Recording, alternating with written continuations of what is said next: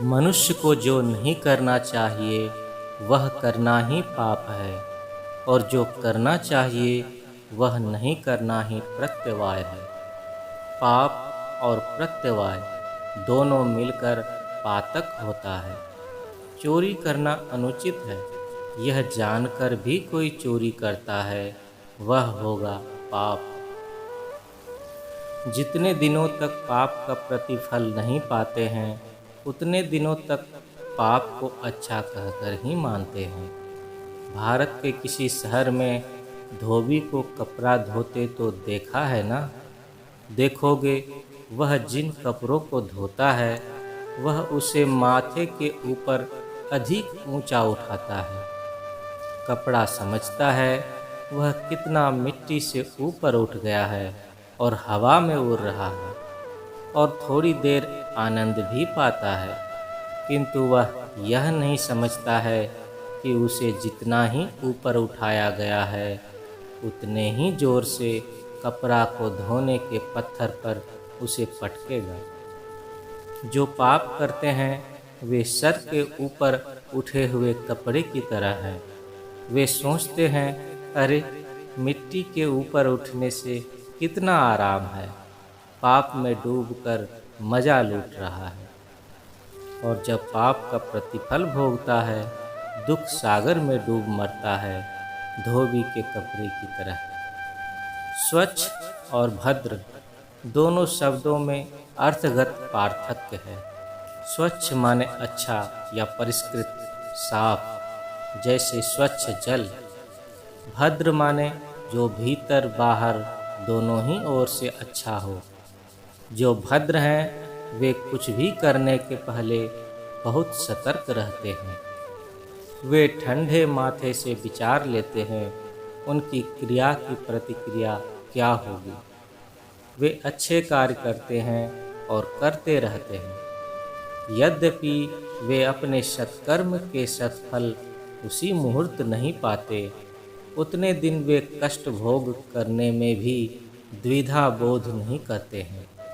और जिस मुहूर्त में भले कार्य के सुप्रतिफल की प्राप्ति का आरंभ हो जाता है, तब सिर्फ आनंद और आनंद प्राप्त करते हैं।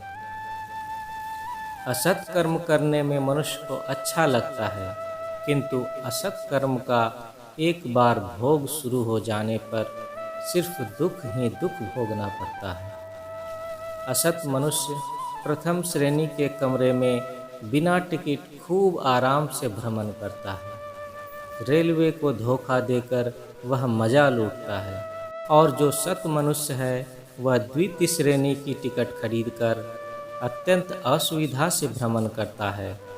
असाधु यात्री मजा लूटता है ठीक ही, किंतु स्वल्प काल के लिए। जब टिकट परीक्षकों का दल आकर उन्हें पकड़ता है या उन्हें बंदी करता है अथवा जुर्माना करता है, तब लज्जा से उसका सर नीचे हो जाता है। किंतु सत मनुष्य यद्यपि गरीब है, ससम्मान अपने गंतव्य स्थान को पहुंच जाते हैं। असाधु यात्री को शेष पर्यंत दुख भोगना पड़ता है। सत यात्री सत जीवन यापन करते हैं और उन्हें जो कुछ है उसी से संतुष्ट रहते हैं। असाधु मनुष्य घूस लेते हैं और नाना अपकर्म में लिप्त रहते हैं। वे आयकर में धोखा देकर अपने लिए प्रकांड वास भवन निर्माण कर लेते हैं, किंतु अंत में आबकारी विभाग के पदाधिकारी लोग आकर एक दिन उनके घर पर छापा मारते हैं और आयकर छिपाने तथा असदुपाय से धन संपत्ति संग्रह के विरुद्ध उनके ऊपर मुकदमा दायर करते हैं। शेष पर्यंत उन्हें जेल की सज़ा भोगनी पड़ती है। इसलिए पाप करने के पहले मनुष्य को विचार कर देख लेना उचित है कि उसकी क्या विरूप प्रतिक्रिया होगी, उसी मुहूर्त में या परवर्ती काल में। अच्छा कार्य करने से हो सकता है प्रारंभ में कष्ट हो, किंतु अच्छा कर्म का प्रतिफल अवश्य अच्छा होगा।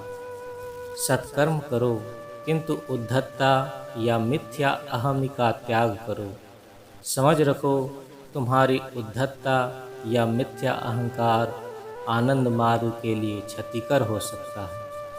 श्री श्री ज्ञानमूर्ति, पटना, 28 अगस्त 1978।